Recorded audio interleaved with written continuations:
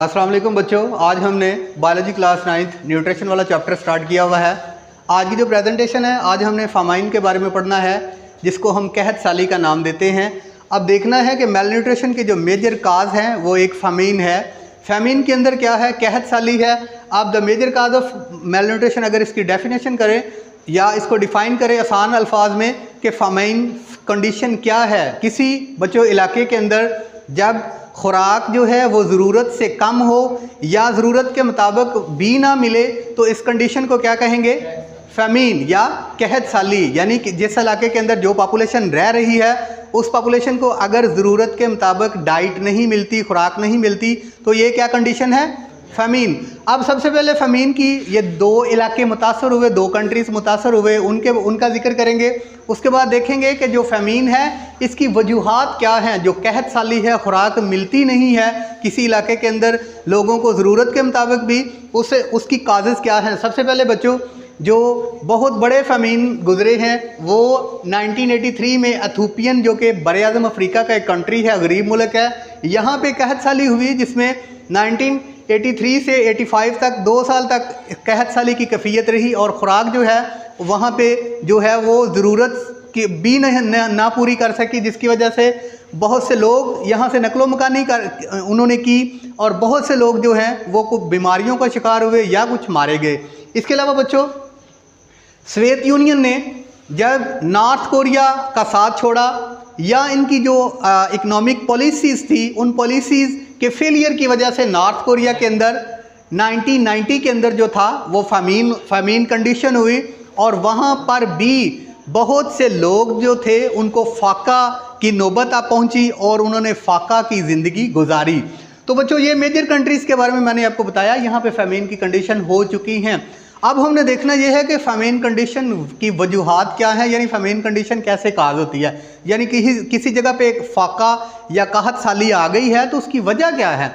अब वजह बच्चों 3-4 यहाँ पे लिखी हुई हैं। अनइक्वल डिस्ट्रीब्यूशन ऑफ फूड, खुराक की गैर मसावी तकसीम। दूसरे नंबर पे है ड्राउट, खुशक साली। तीसरे नंबर पे है फ्लडिंग, सैलाब का आ जाना। चौथे नंबर पे है इंक्रीजिंग पॉपुलेशन, किसी एरिया के अंदर आबादी का बढ़ जाना। अब इनकी डिटेल जानते हैं। सबसे पहले है अनइक्वल डिस्ट्रीब्यूशन ऑफ फूड की वजह से फैमीन काज हो सकता है। अगर मैंने आपको पहले भी बताया कि जो अमीर मुल्क है, फॉर एग्जांपल अमेरिका है, यूनाइटेड किंगडम है, उसके बाद बच्चों ये कनाडा है, इन मुल्कों के अंदर ज़रूरत से ज़्यादा खुराक बनती है, इनकी पैदावार है। अगर ये गरीब ममालिक जैसे कि सोमालिया है, अफ्रीका का बर-ए-आज़म अफ्रीका का मुल्क है, उसके बाद बच्चों एथोपिया है, इन जैसे गरीब ममालिक को बवक्ते ज़रूरत खुराक नहीं देता, तो इसको हम कह सकते हैं कि ये खुराक की गैर मसावी तकसीम है। पूरी दुनिया के अंदर खुराक की मकदार जो है वो मुख्तलिफ ममालिक में मुख्तलिफ उसकी प्रोडक्शन है। गरीब ममालिक के अंदर कम पैदावार है, अमीर ममालिक के अंदर खुराक की पैदावार ज़्यादा है। अगर अमीर ममालिक गरीब ममालिक का ख्याल नहीं रखेंगे, मतलब अपने पास काफ़ी ज़खायर रखते हुए भी गरीब ममालिक भूखे ममालिक को खुराक नहीं भेजेंगे, तो इसका मतलब है कि खुराक की क्या हो रहा है?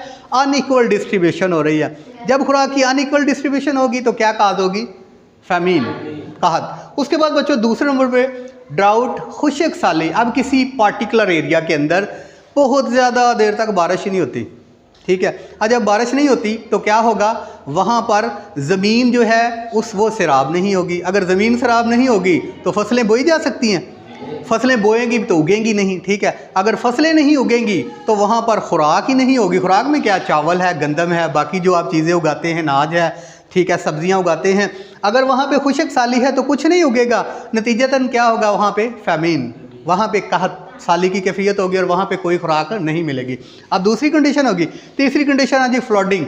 अब किसी को कुछ ऐसे ममालिक जिनके अंदर बारिश ज़रूरत से ज़्यादा होगी, बारिश तो अल्लाह की नेमत है, रहमत है, और अगर ये ज़रूरत से ज़ायद होगी और हमारा जो सिस्टम है वो सिस्टम जिसने पानी को डिस्ट्रीब्यूट करना है, फॉर एग्जांपल बहुत ज़्यादा बारिश हो जाए तो पानी को डिस्ट्रीब्यूट करने वाला सिस्टम क्या? नाले, सेम नाले, उसके बाद नहरें। अगर वो नहरें और नाले नाकस हों, यानी वो सही तरीके से हमने उनकी खुदाई ना की हो, साफ़ ना किया हो, वो क्या करेंगे? ओवरफ्लो कर जाएंगे।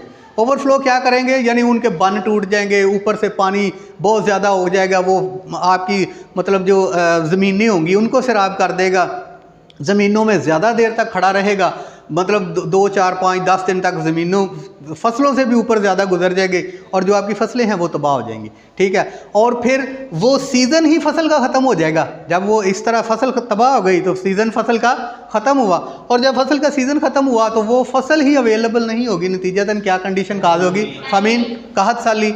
इसी एरिया के अंदर अगर पॉपुलेशन इंक्रीज़ होती है, ठीक है, अगर किसी एक मुल्क के अंदर उसकी ज़रूरत से ज़्यादा आबादी हो गई, ठीक है, अब उसका जो ज़री रकबा है उस ज़री रकबे के रेशियो से आबादी ज़्यादा हो गई, अब आबादी की ज़रूरियात कम है और अनाज जो है उसकी प्रोडक्शन कम है, एक सूरत। दूसरी सूरत ये है कि हमने उसी कम ज़मीन से प्रोडक्शन ले के उसको बंजर कर दिया है, ठीक है, वो यानी अब वो इस काबिल भी नहीं रही कि हमारी अनाज की ज़रूरियात को पूरा करे।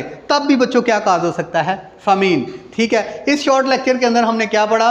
फ़मीन, कहत, major cause of malnutrition. अब मेल न्यूट्रिशन की जो सबसे बड़ी वजह थी वो क्या थी? फ़मीन, कहत साली। और कहत साली की हमने 2-4 वजूहात पढ़ ली है। अनइक्वल डिस्ट्रीब्यूशन ऑफ फूड, उसके बाद ड्राउट, उसके बाद फ्लडिंग और उसके बाद इंक्रीजिंग पॉपुलेशन। इंशाल्लाह नेक्स्ट लेक्चर के साथ दोबारा मुलाकात होगी। अस्सलाम वालेकुम।